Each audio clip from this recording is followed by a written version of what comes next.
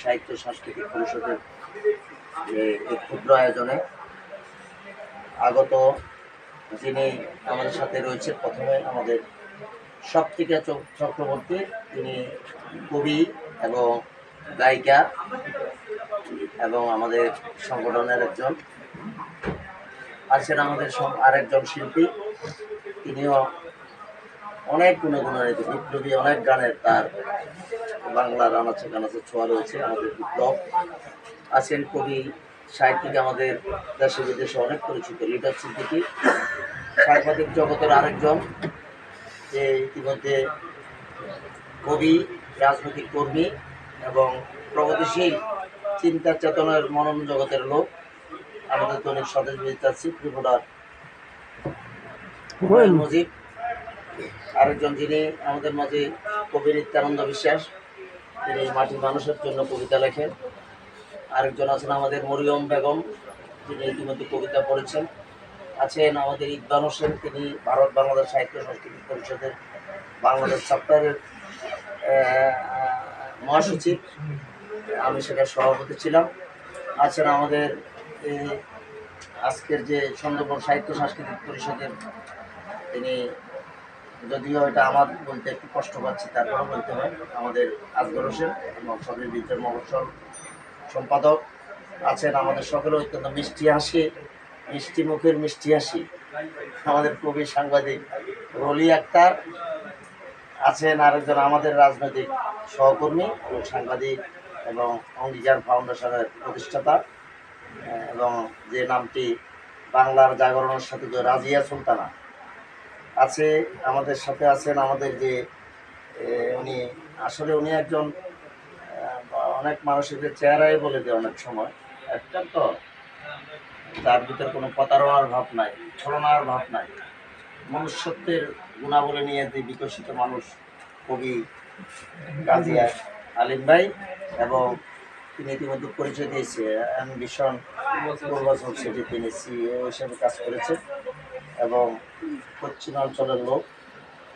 তিনি তার কবিতা বিভিন্ন সময়ে তার কবিতা বলেছে। আমাদের অত্যন্ত কাছে ভাই আলিম ভাই আছে, যিনি ইতিমধ্যে বক্তব্য রেখেছে আমাদের শুক্লা নন্দিদা, ইতিমধ্যে ওনার পরিচয় পেয়েছেন। সাধারণ সম্পাদক আছে আমাদের দিবিকা, সহকারী সম্পাদক জনের সাথে দিবিকা, আমাদের যুগল ঘোষ, যে ফাউন্ডেশন, তার দুঃসময় আমরা আরও করুণ কাহিনী, আমরা অনেক লাশ নিয়ে কাজ করেছি। অনেকে মনে হয় না, যেমন আমাদের একটা অ্যাম্বুলেন্স আছে, এটা আমি আমার গুরুরই বলতে মনে ছিল না, অনেকে জান না, আপনি মনে হয় জানেন।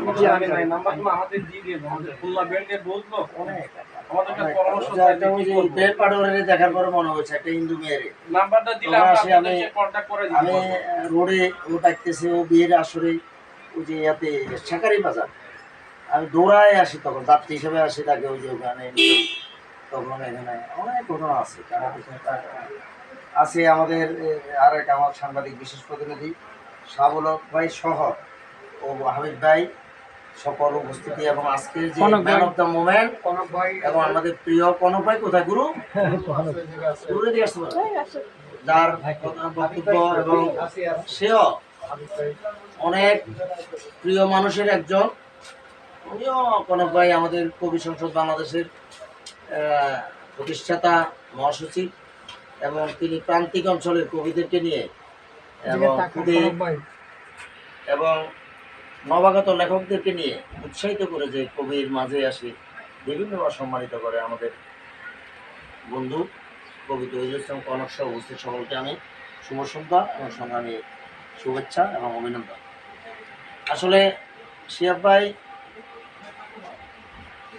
যে আজকে জন্মদিন আমরা পালন করতেছি, সেটা হলো ইতিমধ্যে আমরা সিদ্ধান্ত নিয়েছি, আমরা কিছু বিশেষ ব্যক্তির জন্মদিন পালন করব। আর আমাদের পত্রিকায় বিভিন্ন সময় দেখি অনেক বড় বড় মিডিয়া হাউসের, অনেক মিডিয়া পত্রিকা, আমাদের যেমন রবীন্দ্রনাথ কোনো ব্যক্তি, পরিবার বা দেশের না, ভারতবর্ষেরও না, সারা পৃথিবীর মহাকবিদের একজন কবি রবীন্দ্রনাথ, সারা পৃথিবীর মহাকবিদের একজন, মহামানবদের একজন কবি কাজী নজরুল ইসলাম, সারা পৃথিবীতে লালন ফকির। আমরা যতটুকু না লালন ফকিরকে মানি বুঝি বা রিসার্চ করি, আমরা কতটুকু রিসার্চ করি? সারা ইউরোপ কান্ট্রিতে লালন ফকিরকে নিয়ে গবেষণা হয়, তাত্ত্বিক গবেষণা হয়, এবং মনে হয় সম্ভবত এখন ইন্দু শাহ মনে বেঁচে আছে মনে হয়। তার একটা তাকে নিয়ে ফ্রান্সের একটা বিশ্ববিদ্যালয় এখন সেটা তার নিয়ে রিসার্চ হয়। এই সমস্ত ব্যক্তিদেরকে নিয়ে আমার তুলে ধরার খুব ইচ্ছা আছে, যেহেতু আমরা বিভিন্ন জনের রবীন্দ্রনাথের চ্যানেলাই দেখি, কিছুটা প্রোগ্রাম করে চ্যানেলাই, আর অন্যান্য পত্রিকাগুলো দেখবেন এত দারিদ্রতার, সীমাহীন দারিদ্রতার মধ্যে দেখবেন যে ছোট্ট এক কলমে বা দুই কলমে আজ কবিগুরু রবীন্দ্রনাথ ঠাকুরের জন্মদিন, আজকে জাতীয় কবি কাজী নজরুল ইসলামের এক কলমে একটা জন্মদিনের, হ্যাঁ, হয়তো 100-200 শব্দের একটা, এগুলো নিয়ে আমার পাইতেছি না। আমরা এদেরকে দিয়ে 4 পাতা 2 পাতা করে এদের জীবন নিয়ে আমরা আমরা তুলে ধরবো, তুলে ধরে কিছুটা ঋণ পরিশোধ করার মতো।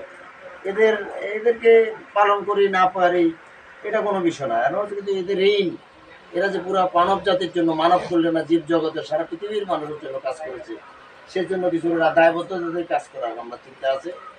সে দায়বদ্ধতার মধ্যে আমরা শিয়া প্রিয় মাতালম ভাই, আপনার এরকম একটা মানুষ অনেক দুঃখী মানুষের পাশে নীরবে কিছু কাজ করে থাকে, অনেকে জানে না। সে, এটা আমি জানি সে করে, সে কতটুকু আমাকে বলেছে বা কিছু কিছু বললো, অনেক অজানার বাইরেও সে এই কাজটা করে থাকে। এটাই শিয়াব ভাইয়ের হলো বড় বোন। আরেকটা বড় বোন আপনারা সেটা বলেছেন, তার আমি জানি না, তারপর তো আমার মনে হয় 1000 কোটি টাকার তো সম্পদ আছে, 1000 কোটি টাকা সময় না, গুরু বলতে দিছি বেশি গেছে, বেশি হতে পারে, বেশি হতে পারে। একটা মসজিদ আছে ওনাদের পাশে, যে মসজিদটা যান পাশে, ওটা 50 কোটি টাকা, ওটার উপরে মসজিদটা ওনাদের। তারপরে উনি ওখানে একটা থাকার জায়গা করে দিয়েছে, যে সেখানে অনেক নিরীহ লোক আসে মাঝে মধ্যে থাকতে পারে তার মাসে।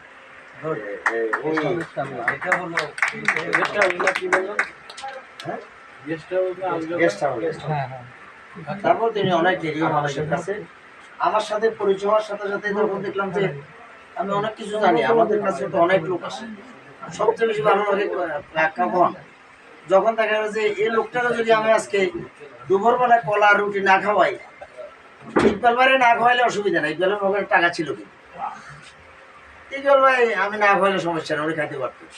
কিন্তু যে লোকটারে আমি যদি কলা রুটি না খাওয়াই বা শেফ ভাই যদি না খাওয়ায়, সত্যি সত্যি সে এই দুপুরবেলা কিন্তু অভুক্ত থেকে যাবে। সেরকম লোকেরা যদি খাওয়াইতে পারি, এটাই সবচেয়ে বড় দিক দিয়ে। আমি শেফ ভাইয়ের দেখার 2 মাস পরে শেফ ভাই আপনাকে দিয়ে একটা ওল্লুম সাইলুম করে, আর দেখা হইলে আমি বলি আপনার কাছে তো অনেক বড় বড় লোক আছে, আপনি বড় অনেক কথা বলে, আসলে দান করতে চায় না, অনেক বড় বড় গল্প, চাইনিজে যাবে গল্প করবে, এটা সেটা ভোংবাং গাড়িতে, Land Rover, Cadillac, Range Rover, Mercedes, BMW, বুঝছেন? বলবো যে ওই যে ঘুরিয়েছি, বোম্বে ঘুরিয়েছি, একবারে শেরাটন, সোনারগাঁ, তারপর কি আমাদের বড় বড় চাইনিজ। কিন্তু গরিব দুঃখী মানুষের কাছে তারা কতটুকু আছে সেটা হলো, অনেক বিত্তবান তারা দেখবেন তাদের কাছে, কিন্তু শিয়াব ভাই দেখবেন যে একটা সাধারণ মানুষের কাছে বসে, একটা সাধারণ মানুষের মতো, হ্যাঁ, উনি যে চেয়ারে বসে আসে আজকে বসছে সেটাও তো কথা না। আর একটা বড় গুণ দেখি, উনি চেয়ারটা ছেড়ে দেয়, ওনার চেয়ারটা উনি পাশে বসে দিচ্ছে, সেটাও শিয়াব ভাইয়ের একটা মুহূর্ত। তবে আশা করি শিয়াব ভাই আপনি আরো মহৎ কাজ করবেন। আপনার জন্মদিনে আমরা চাই আপনার থেকে, সব মানুষ থেকে, বিত্তবান লোক থেকে সাধারণ মানুষ কিন্তু উপকৃত হয় না, আপনার থেকে অনেক লোক উপকৃত হয়েছে। আপনি ইচ্ছা করলে পারবেন, এবং আমাদের সাহিত্য জগতে আপনি যেভাবে আমরা হৃদয় আপনি হরণ করে নিয়েছেন, আমাদের এই হৃদয় হরণ যাতে মৃত্যুর পরে আমরা শিয়াব ভাইকে, হ্যাঁ, আমরা সেভাবে দেশের মানুষ পায়, সাহিত্যিকেরা পায়, এবং সাধারণ মানুষ যাতে আপনার শ্রদ্ধা চলে যায়, সেটা আমরা আশা করি। তবে আপনি এই থিমটা নেবেন, আমি আজকে সকালবেলায় যখন, কালকে রাতে আমি সকালে, আজকে এই জন্মদিনে আপনার প্রতি আমার এটা আবারও অনুরোধ রইল, এটা বিবেচনা করেন, আমি চিন্তা করতেছি, আপনি করলে পারবেন, এই আশাবাদ ব্যক্ত করে শিয়াব ভাইয়ের দ্বারা প্রত্যেকটা মানুষ ইচ্ছা করলে পারে। আমি আজকে ইচ্ছা করলে দেখা গেলো যে আমার পকেটে 100 টাকা আছে, আমি মাছ আর ইয়া দিয়ে ভাত খাবো না, আমি সবজি দিয়ে ভাত খাবো। একটা সবজি নেবো, একটা ডাল নেবো, 20 টাকার ভাত নিয়ে আমি দেখা গেলো 2 জন ভাত খেয়ে ফেলতে পারি। আমি একা কিন্তু খেতে পারি, আমি বিরিয়ানি না খাই একটা খিদার্ত লোকের পাশে। এই চিন্তাগুলো করলে দেখেন যে আমরা ইচ্ছা হইলে বড়, টাকা কত আছে না আছে সেটা বড় না। এটা আমাদের করোনার সময় প্রথম যখন আমরা কয়দিন আমি জানি না, সম্ভবত আমাদের মারা গেছে কবে অপূর্বতার মা 19 সালে 26 ফেব্রুয়ারি প্রথম করোনা ডিক্লার দিছি শেখ হাসিনা। কি বারো না বৃষ্টি, আমরা বেরো গেলাম মাছের সাথে এবং 12 আসে এবং পোস্তগোলা গেছি।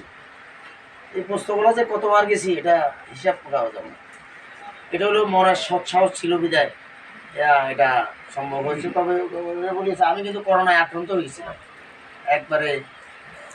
এটা এই কারণে আমরা অনেকেই করোনার হাত থেকে বেঁচে গেছি। তবে আমাদের উদ্দেশ্যটা মহৎ বিদায়, সাহস কারকর। ইতিমধ্যে একটা লোক, এটা রহস্য কি জানি না, সিরাজগঞ্জের একটা ছেলে হিন্দু মানুষে বাড্ডা আসি দেখতো, আমি রহস্য জানি না, আজকে জানবো। তার ছেলে মেয়ে সহ 2টা মেশিন নিয়ে বাড্ডায় ব্যবসা, সে মারা গেছে। মারা যাওয়ার আগে তার ঠিকানা দিয়ে জানে। এই রহস্য জানি না, আজকে হয়তো জানবো শুনবো। সে পরে তাকে বেয়ারের লাশ হিসাবে কোথায় ওই যে পুস্তকলায় করছে, 15 দিন 20 দিন আগের কাহিনী এই যুগ। এবং বেয়ার ইসলাম নিলে আবার সমস্যা আছে, কিন্তু মামলা করে যেতে হয়। সে মানে সে তার সামর্থ্যবান, মৃত্যুর আগ পর্যন্ত তার ফ্যামিলির অ্যাড্রেস দিয়ে যাবে। তার মানে নিশ্চয় সে কোনো বড় আঘাত খেয়েছে।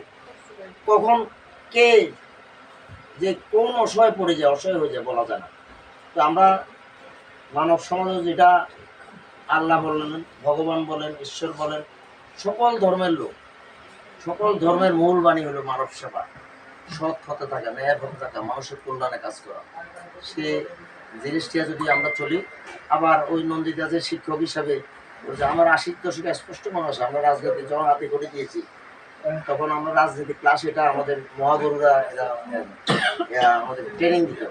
তুমি যে পড়ালেখা করতেছো, তুমি কি জানো তোমার বাবার টাকা কত? না, আমরা তো জানি না। তোমার বাবার টাকা হলো 20 টাকা, 80 টাকা হলো রাষ্ট্রের জনগণের টাকা। এটার দায়িত্ব কি? তুমি বড় হওয়ার পরে এটা একটা টাকা সাধারণ মানুষের জন্য কাজ করবে। আসলে সত্য কথা, সারা পৃথিবীতে যে জাকাত প্রথা, এটা একবারে কত যে আপনার সমাজের জন্য কত মানুষ। জাকাত প্রথা যদি 20% থাকতো, এই যে রাস্তাঘাটে যে অসহায় মানুষের কারা, বেশিরভাগই তো এরা আপনারা মুসলিম মনে করেন, এটা তো মানুষ, কত মানুষ রাস্তাঘাটে না খাইয়া না দেয় অবস্থার, মানে বিনা বস্ত্রে এক মানে আমি মাঝে রাত্রে যখন যাই দেখেছি লুঙ্গি দিয়ে আপনার সারা গা ঢাকি শুয়ে রয়েছে, তার সাথে একটা নর্মাল কাঁথা দিয়া শুয়ে রয়েছে। আমরা সেই কাজগুলো যদি করতে পারি, কিছুটা হলেও মানব জন্ম সার্থক হবে। আমি আজকের এই মহানায়কের এই মানুষটির শুভ জন্মদিন উপলক্ষে আমি আজকে আমাদের সম্মানিত ব্যক্তিত্ব, ম্যান অফ দ্য মোমেন্ট, আমাদের শিয়া বিভাগ আলম ভাই শুভ জন্মদিনে তার আমি শুভকামনা করি এবং জন্মদিনের শুভেচ্ছা রয়েছি। আমি আশা করি শিয়া ভাই অবশ্যই তার আমাদের কোনো পরামর্শে না, আমাদের তিনি নিজেই সব জ্ঞানে মানে মানবিক মানুষ, চিন্তা করে আরও তার কর্ম তাকে আরও মহৎ করবে, আরও বেগবান করবে। আমরা উৎসাহিত হয়ে আমরাও মানুষের জন্য কাজ করবো, আশা ব্যক্ত করে তার জন্মদিনে আমার শুভেচ্ছা জানিয়ে সকল উপস্থিত আমি ধন্যবাদ কৃতজ্ঞতা জানিয়ে আমার কথা বুঝতেছি। এবং আমাদের কেক কাটা আছে, ওনার আমরা প্রতিক্রিয়া শুনবো। একটা আছে